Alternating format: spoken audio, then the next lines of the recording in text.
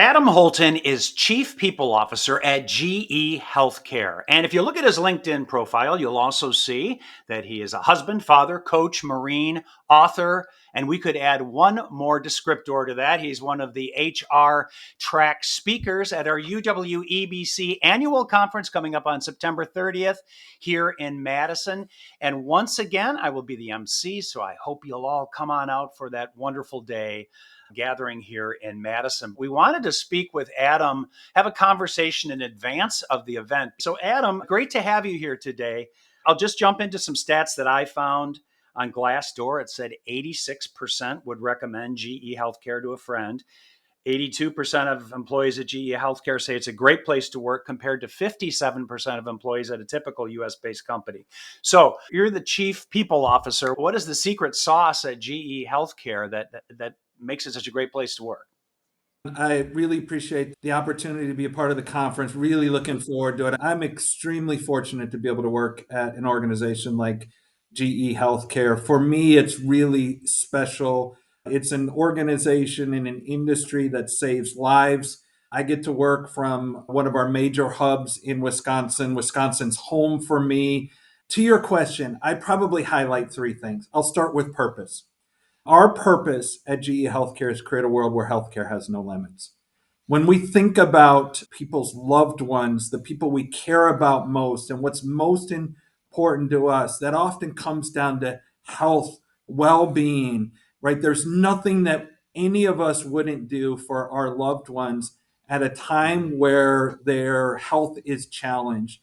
And we have the great honor of being able to work on healthcare's biggest problems, whether you're talking about imaging, pharmaceutical diagnostics, about monitoring, and everywhere in between. What our people do is help to treat, diagnose more effectively, quicker, to get people to better health.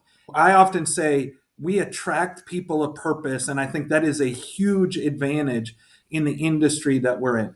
The second thing that I'll highlight is our people, right? Our purpose is really strong, but the people who are at GE Healthcare, from my perspective, their commitment level, their acumen, their ability to get things done, how they work together, their collaboration is second to none. You know, when I think about it, the mission and the purpose is one thing. At the end of the day, when you have an organization where you work with people that you fundamentally like being around, you don't want to let them down, you want to bring your very best to work every single day. That's what we see at GE Healthcare. The third thing that I will highlight that I've been really, really impressed with over the course of my time, I started initially the first time at GE back in 2000. So I've got to see this organization evolve and change over the course of the last 2.5 decades. One of the things that has been constant throughout is we have leaders at GE Healthcare in an organization that cares passionately about intentional culture. Most organizations try to identify the culture they want. Very few organizations, I believe, can point to and say, we've got the culture that we actually want. At GE Healthcare, we've got a great inertia behind being intentional around what actually do we want our culture to be now and in the future.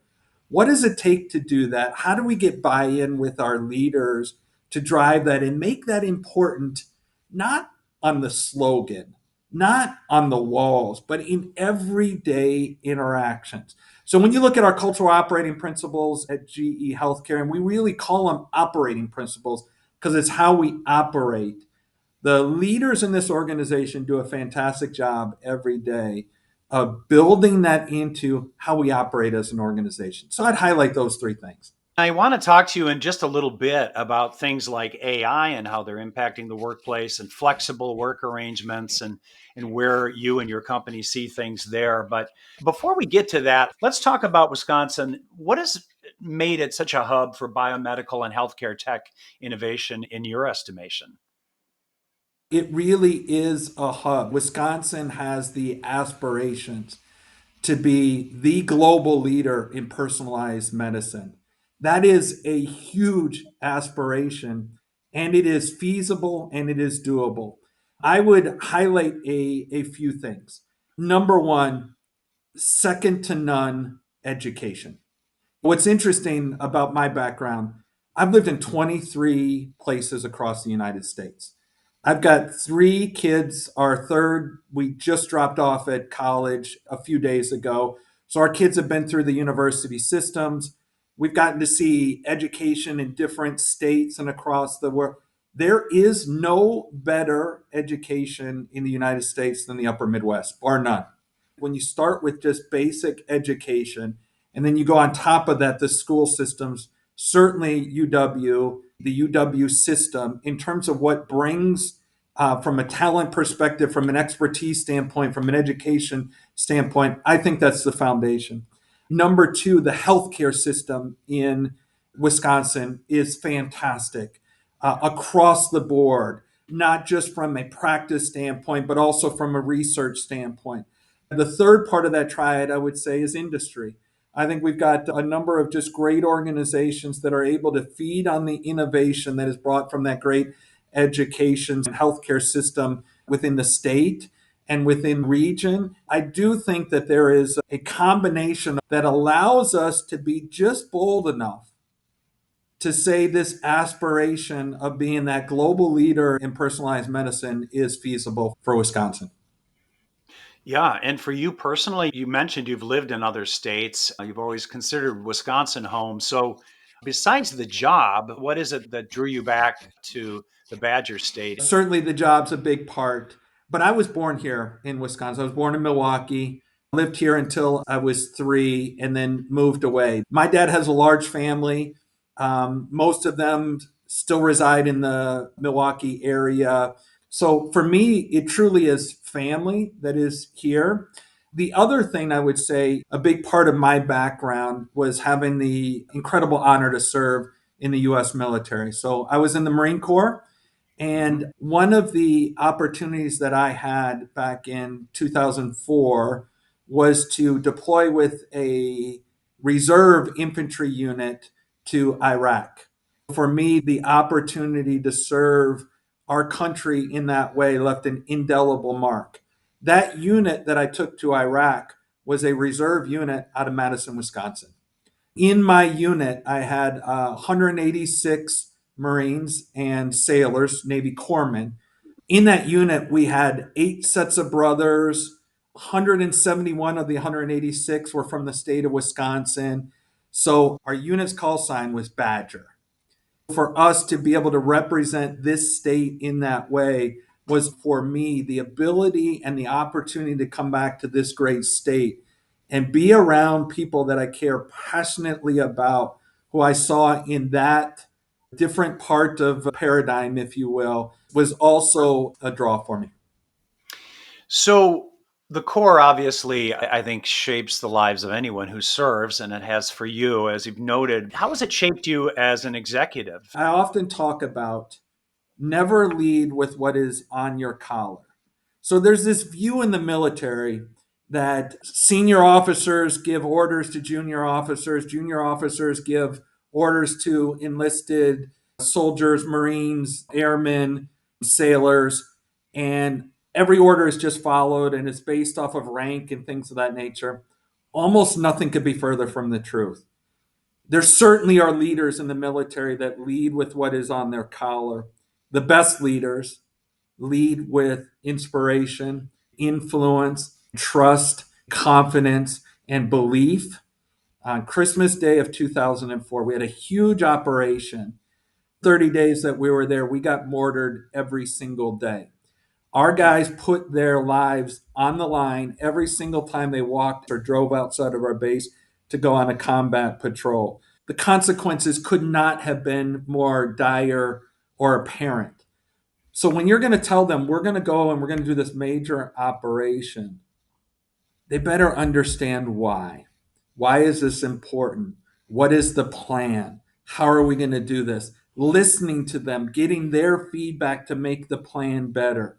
For me, I think my number one lesson early on was to understand is not about what's on your collar. And if you have to lead that way, you're not going to be a very good leader. And I think that extends in the civilian world as well. Number two is I learned from a very early part in my career how to prioritize. right? I remember back my first job in the Marine Corps. When we were not in the field, I would get into the office at 6 a.m. I'd often leave the office somewhere between 2000, 2200, 8 or 10 p.m. at night. Most days I got in, and what I needed to get done in that day, I had no idea how I was going to actually get it through and do it. You understand and being overloaded at a very young age is how do you prioritize? How do you focus on what is most important? How do you separate the inertia from we've done this in the past with really what drives impact and really focus on sort of the outcomes that you're trying to drive? Then I would say the third thing that I think lives with me is the idea of and importance of believing in people. In the Marine Corps, there is this edict of you need to know your job, you need to know your boss's job, and everybody who reports to you needs to know one level up. The number of times that I saw people go into situations where you might say, oh, they're not prepared for this, and prove everybody wrong was over and over and over. And that is something that I see in business every day as well. People are fundamentally good. When you believe in them and you give them the space to do great things, they're always going to deliver from a standpoint, and we're always going to be amazed as it relates to that. Clearly, it shapes you profoundly. And we just heard a great endorsement from you on always looking at those veteran candidates who are applying for jobs because of the way they are shaped in their lives in the military and that team approach. I think it's hard to beat, right? Yeah, look, I think that there's tremendous value. One of the things I'm really proud of our country and grateful for our country is I feel over the course of the last 20 to 30 years, the view of our country of servicemen and women has changed from what I consider to be a fairly disgraceful view that occurred during the Vietnam War, where we had a hard time as a country separating how we might think about a conflict with how we think about the people who have been sent to represent us in that conflict. In my military career, I benefited from people being able to make that separation. Like any other organization, not everybody who comes out of the military is great. That's true about any organization. But in general, you're going to be able to find people who have been exposed to work ethic. If you don't have really good work ethic, you're not going to last very long in the military. Understanding how to be a part of something much greater than you and not only be a part of it, but seek that out.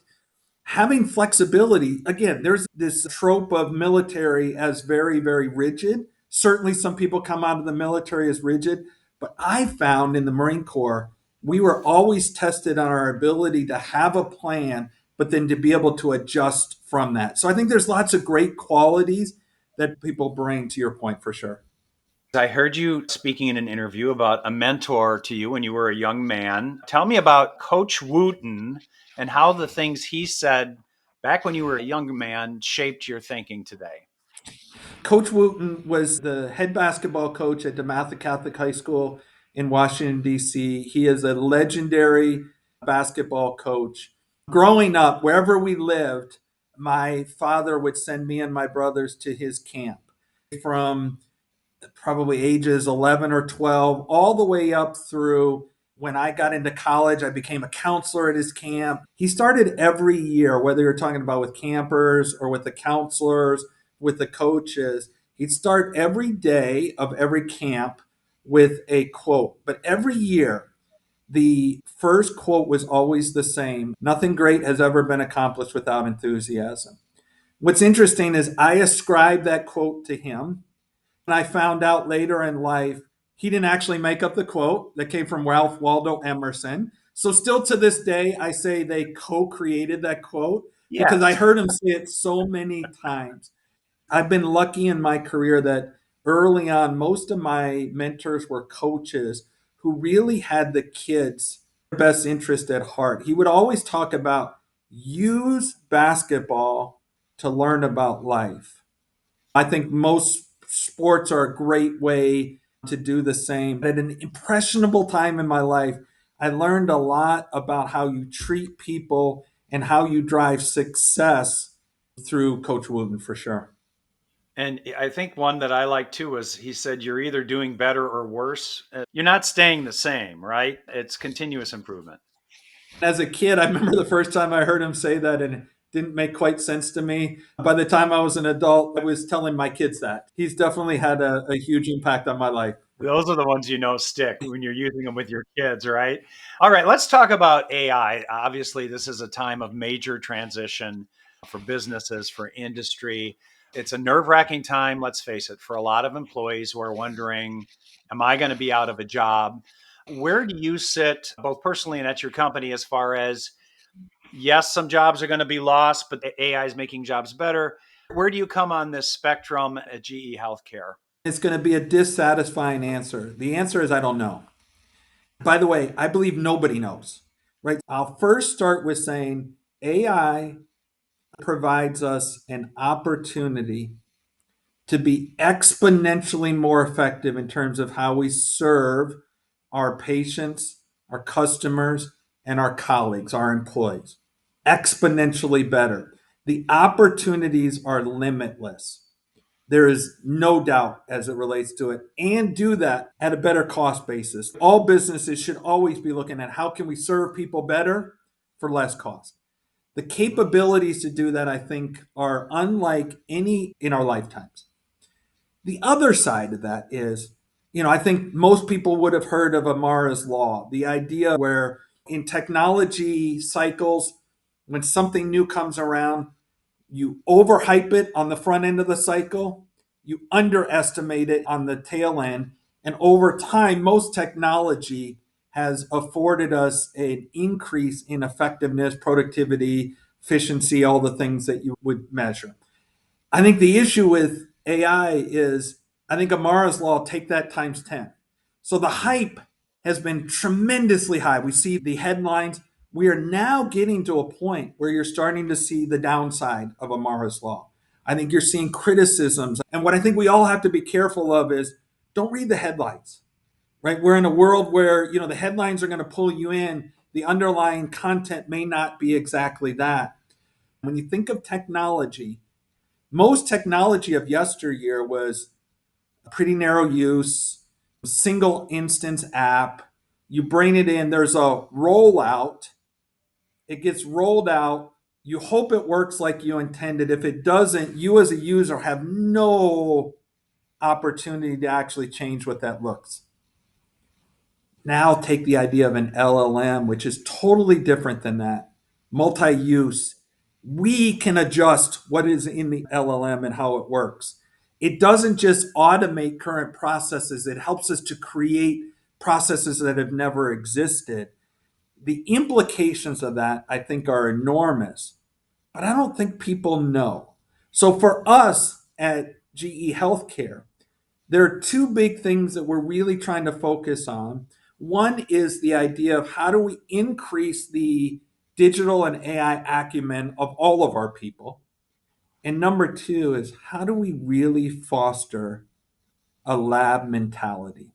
Ethan Malik, who I know is keynoting one of the sessions, to me, when I said nobody knows what they're talking about, Ethan's in a different category. Ethan knows what he's talking about. And one of the things Ethan always challenges organizations is show me your lab, right? How do we create 1,000 experiments? Some of those are going to fail immediately, some of those are going to succeed wildly. But because we don't know, that is way more important than best practices or blueprints that other organizations may have, because we're all figuring this out as we go along. Briefly on AI, are you sensing a lot of angst from your people as the chief people officer? Or are people in your line of work kind of going, hey, this is technology and we can deal with it? Certainly there is angst, but in the grand scheme of things, it is limited because our organization, I've been really appreciative of the approach of how do we get people's baseline knowledge of the capability up, equip them to be more effective utilizing AI. I think we were very intentional about how do we want our people to feel and experience with AI as we go through this evolution. All right. The other big thing for an HR manager is flexible working. So I went to your website and it says a happy work life balance means a productive and motivated workforce. We want to work with you and be flexible to your work rhythms and life commitments. So, what does flexible working look like right now at GE Healthcare? I'm going to contrast GE of yesteryear versus GE healthcare today. 10, 15, 20 years ago, people would ask me when they came in, boy, I've heard you work really hard in GE. Is there work life balance? And my answer was always the same: work life balance exists at GE. Nobody's going to give it to you. You have to take it. Fast forward to where we are today. I think there were very few good things that came out of the COVID pandemic. One of them for us, and I think a lot of organizations, is I think it really challenged paradigms of the flexibility that you can offer your employees, what is expected, and the balance that can be provided, and less about, yeah, we have work life balance, you have to take it, and more about, here's how we're going to do that.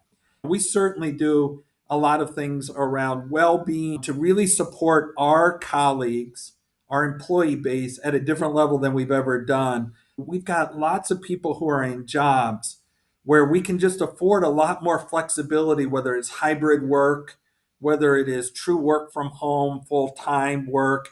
I think, again, going back to the pandemic, that allowed us to see what is possible without compromising. There's another side to all of this, which is, what is the importance of connectedness and collaboration and the innovation that comes about being around a table together to work on a problem, the connectedness of, I am a part of this organization and care about the people that I work with.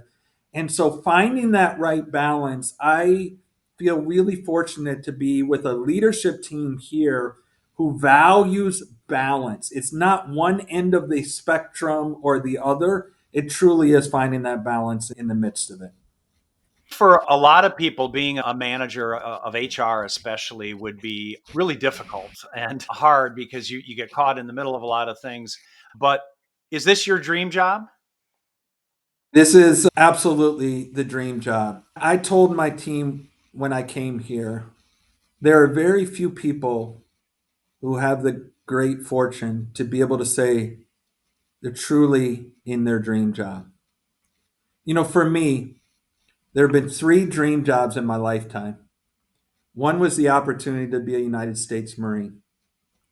By the way, I'm too old for that, and I don't fit my uniform anymore. So that's passed by. Number two would be, I know I'm in the state of Wisconsin, but I'm going to say it. I'm a huge University of North Carolina Tar Heel basketball fan. And I alluded to it earlier. I used to be a high school basketball coach. If they would have called me out of the blue and said, I want you to be the head basketball coach at the University of North Carolina, that would be an easy decision. I've come to a realization in life that phone call's not coming. And the third dream job is the one I sit in today. So I have nothing but gratitude to have the opportunity to work with the colleagues that I get to work with in an industry that, the idea of creating a world where healthcare has no limits, being able to save lives, provide better quality of life for people across the globe. Most mornings when I drive into the office, I pinch myself and say, how in the world am I this fortunate to be able to have the opportunity to do this? John, thanks so much for having me on today. It's been great to have the opportunity, and really looking forward to the conference.